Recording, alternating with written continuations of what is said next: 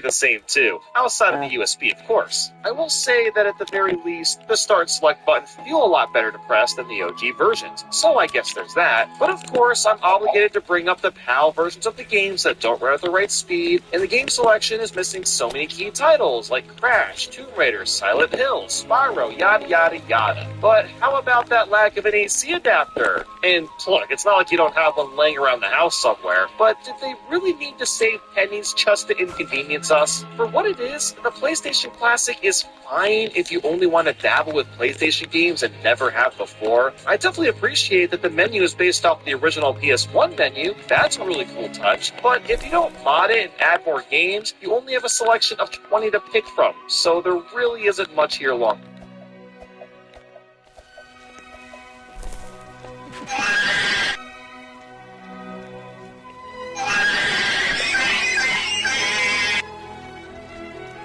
Turn 20, PlayStation.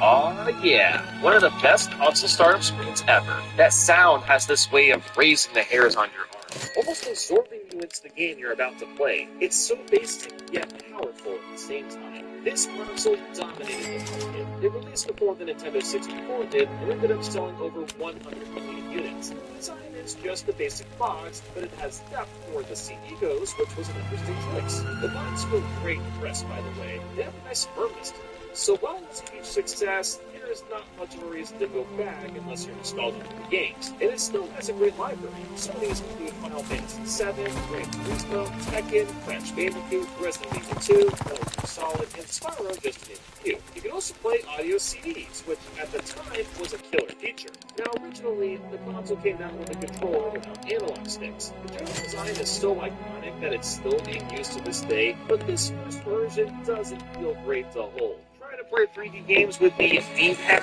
is a little funky to say the least. But later on, they came out with the dual analog controller, which was the same thing, but with two nicely sized clickable analog sticks. While these are better, you have to push a button to activate the analog, and some games don't even support that. Something I find a little odd is how close the memory card slot is to the controller. I feel like if you're not paying attention, you could easily pull up the memory card if you're trying to swap out a controller or something. There's also some reported issues of loud ticking, which is a problem with games not being able to load properly. So while it's still a nice system, there's other ways to play PS1 games. 19. PlayStation 1. Sony is just as good at naming consoles as Microsoft and Nintendo are. I'd almost consider this the Game Boy Micro for Sony, since it released the slimmer version very shortly before the PS2 launch. While I adore the original console, this update looks a lot sleeker, and making it smaller is a big plus for how many consoles I have hooked up already.